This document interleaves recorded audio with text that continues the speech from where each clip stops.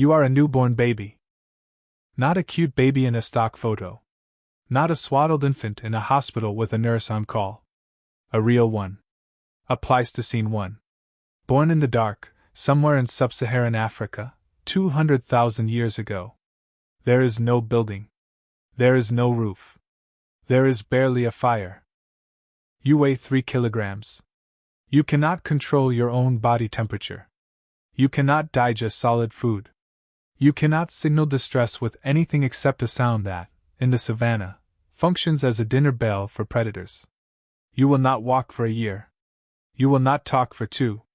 You are, from a purely mechanical standpoint, one of the least viable organisms ever produced by millions of years of natural selection. And somehow you have ancestors. Thousands of them.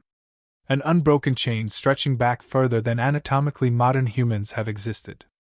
If even one link in that chain had failed, just once, you would not be watching this right now. You would simply not exist.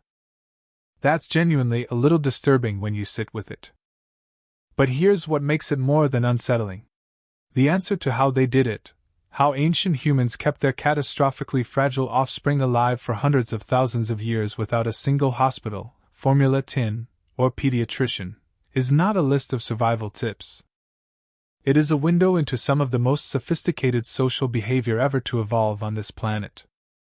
Behavior that took us hundreds of thousands of years to build, and about 50 years to quietly dismantle. Before we talk about solutions, we need to talk about the problem. And the problem is your brain. A fully developed human brain at birth would require a skull so large that passing it through the birth canal would be biomechanically impossible. Evolution, faced with this constraint, did something either very clever or completely absurd depending on your perspective. It made human babies be born early. Not premature in the clinical sense. Premature by design. A chimpanzee is born with roughly 45% of its adult brain volume already developed. A human newborn has about 25%. That means an enormous portion of human brain development, the stuff that for other animals happens safely in the womb, happens outside it. In the open air. For years. Completely exposed. Anthropologists call this secondary altriciality. It means we are a species born incomplete by necessity. The brain that allows us to build cities and argue on the internet is the same brain that makes our infants uniquely, almost incomprehensibly helpless. And here is the crucial implication everything else flows from. A human infant cannot survive alone. Not theoretically. Not for a few hours with favorable conditions. It requires sustained, skilled, attentive care from other humans. This is a hard biological fact. Which means our species literally cannot reproduce successfully without social structures capable of supporting that care. Homo sapiens is not a species that happens to be social. It is a species whose survival is structurally dependent on sociality. The two things are not separable. You've heard the phrase. You've seen it on wall art in pediatrician waiting rooms. It takes a village to raise a child. It's become so thoroughly domesticated that most people have stopped noticing it says anything at all. In the context of early human evolution, it was not a metaphor. It was a description of an actual biological strategy. And it was so effective that some anthropologists believe it is one of the primary reasons Homo sapiens outlasted every other hominin species that ever existed. The theory is called cooperative breeding. In most primate species, child rearing is almost entirely the mother's responsibility. The core burden, feeding, carrying, protecting, falls on one individual. This limits how often a mother can reproduce, because she cannot adequately care for a new infant, while a previous one is still completely dependent. Humans broke this pattern. Dramatically. Completely. In hunter-gatherer societies, which represent roughly 95% of the time our species has existed, child care was distributed across the entire social group.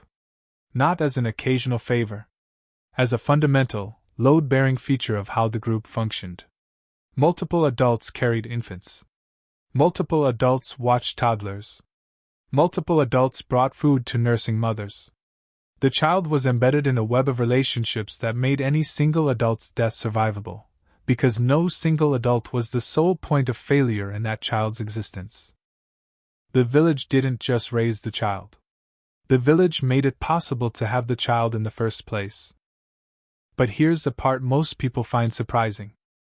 Of all the contributors to ancient child survival, one group stands out so dramatically in the data it has its own scientific hypothesis. Grandmothers. Here is why this needs explaining. Human females are one of only a handful of species that experience menopause, the cessation of reproductive capacity while decades of healthy life remain. From a classical evolutionary standpoint, this makes no sense.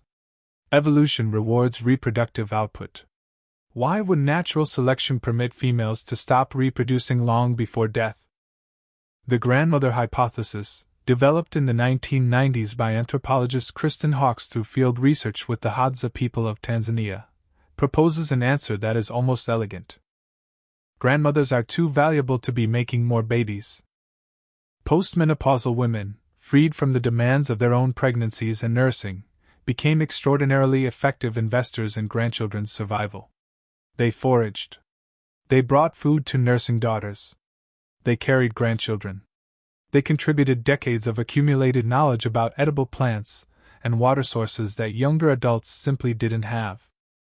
Studies of traditional societies across multiple continents find the presence of a maternal grandmother is one of the strongest predictors of child survival in the first 2 years of life, differences large enough to show up clearly in demographic records across centuries.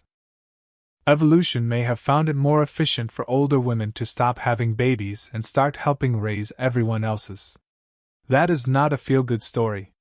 That is a hypothesis about how an event that looks like reproductive failure is actually reproductive strategy operating at the level of the kin group. Suddenly menopause stops looking like a glitch. It starts looking like a feature. In traditional societies and among our closest primate relatives, breastfeeding was not an act that happened on a schedule. It was a continuous, multi-year biological relationship that most people in industrialized societies have never had reason to think carefully about. Duration: hunter-gatherer mothers typically breastfed for 2 to 4 years. The World Health Organization recommends breastfeeding up to age 2 or beyond, guidance that surprises many Western parents. From an evolutionary standpoint, weaning before 2 years was genuinely dangerous. A child weaned early, without sterile water or nutritionally adequate alternatives, faced meaningfully elevated mortality risk. Frequency: hunter-gatherer mothers nurse multiple times per hour, on demand, not on schedule. This simultaneously provides nutrition, regulates the infant's stress response, and suppresses ovulation, naturally spacing births approximately 3 to 4 years apart. That spacing is the biological rhythm of a species whose infants need several years of intensive care before they can survive with reduced support. 2 fully dependent infants simultaneously would have been nearly impossible for the group to absorb. And then there is wet nursing, breastfeeding someone else's child, documented across cultures throughout human history. Multiple nursing women within a group would feed orphaned children, children of ill mothers, children who simply needed feeding. Not charity. A communal resource, like shared food or labor, that increased the survival odds of the entire group's children. Here is a practical problem. You are a hunter-gatherer mother. You need to forage, walking several kilometers daily while keeping an infant who cannot regulate its own temperature, cannot be left alone, and whose cry carries across open ground, alive and safe. You do not put the baby down. Constant carrying, what we now call baby-wearing, appears to be the ancestral norm. The evidence arrives from multiple directions. Human newborns are born with a grasping reflex powerful enough to briefly support their own body weight, almost certainly a remnant of the behavior that allows infant primates to cling to a moving caregiver. Skin-to-skin contact regulates infant heart rate, breathing, and body temperature in ways no technology replicates with the same reliability. And in societies where infants are carried throughout the day, infant crying rates are roughly 50% lower than in societies where babies spend significant time in separate spaces. Not because carried infants have better personalities. Because separation registers in the infant's nervous system as danger. The alarm system is working correctly. Only the context has changed. Ancient human infants were carried most of their waking hours. They slept against caregivers. They were rarely, if ever, left alone. Modern parenting advice spent much of the 20th century recommending the opposite. It is worth knowing we have been running a large and poorly controlled experiment on our own species. At some point, the baby has to eat something other than milk. In the ancestral environment, this looked nothing like organic pouches and calibrated first foods. There was whatever the group found or hunted that day, processed in whatever way was available. The most common solution across traditional cultures on every inhabited continent was premastication, adults chewing food and transferring it directly to the infant's mouth. The modern reaction, disgust, followed by concerns about bacteria, is understandable.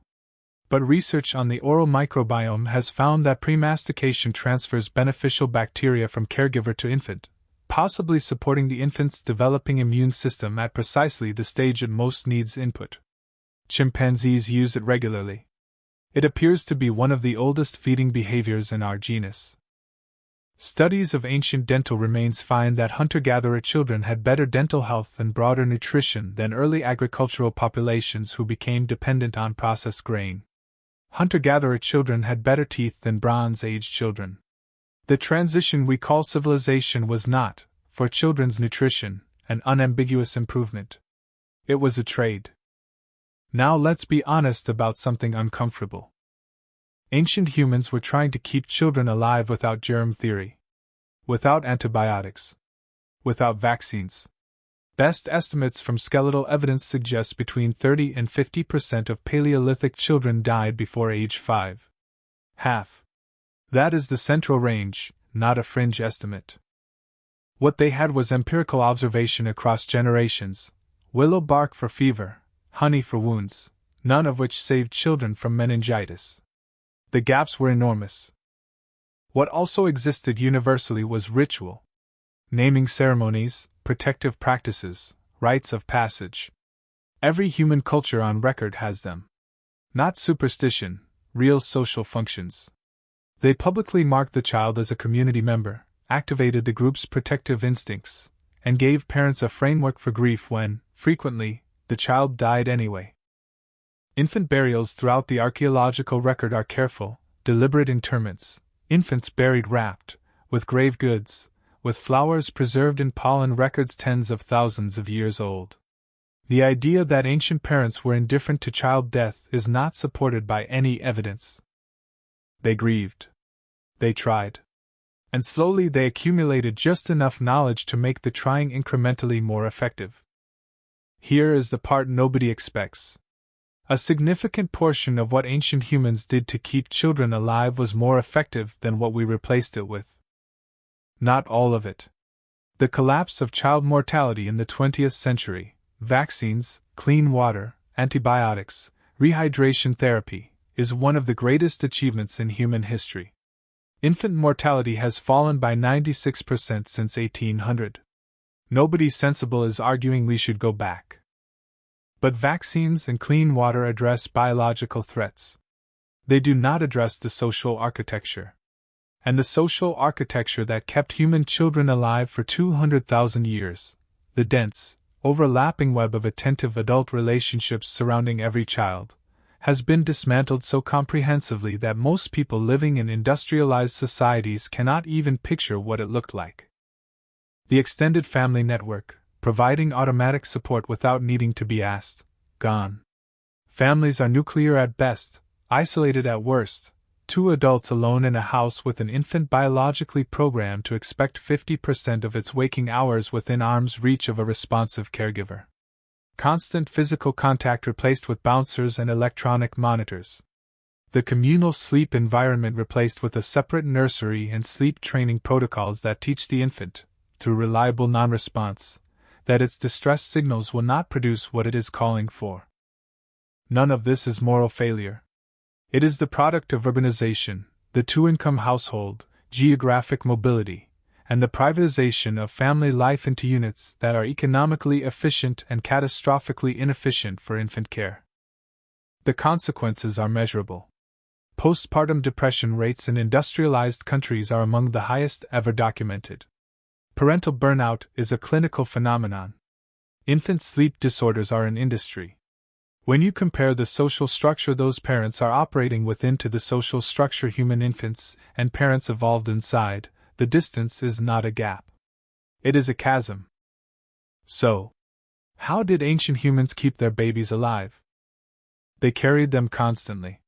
They breastfed them for years. They chewed their food and slept beside them every night. They surrounded them with layers of attentive adults, grandmothers, aunts, uncles, older siblings, all of whom took genuine, functional, survival-critical responsibility for the child's welfare. They mourned when children died, which happened often. They tried to understand illness with the tools they had, which were limited and occasionally effective. They developed rituals to hold communities together under the weight of grief. And they slowly accumulated enough knowledge across generations to incrementally improve the odds. The thread running through all of it, consistent across every culture, every time period, every geography, is this: children survived when they were embedded in social connection. They struggled when they were isolated. That is not ancient history. That is not a fact modern medicine has superseded. It is still true. We have built extraordinary technology for protecting children from the biological threats that once killed half of them before they could walk. That is profound, life-changing progress. Full stop. But the social technology, the dense, distributed, overlapping network of human care our species spent 200,000 years building, that is the part we dismantled without understanding what we were taking apart. And it is the part we are still figuring out how to reconstruct. Ancient humans did not have formula or ultrasounds or car seats. They did not have any of the things we reflexively reach for when we imagine keeping a small child safe. What they had was each other. And it turns out that is not a sentimental observation. It is, as it has always been, an engineering specification.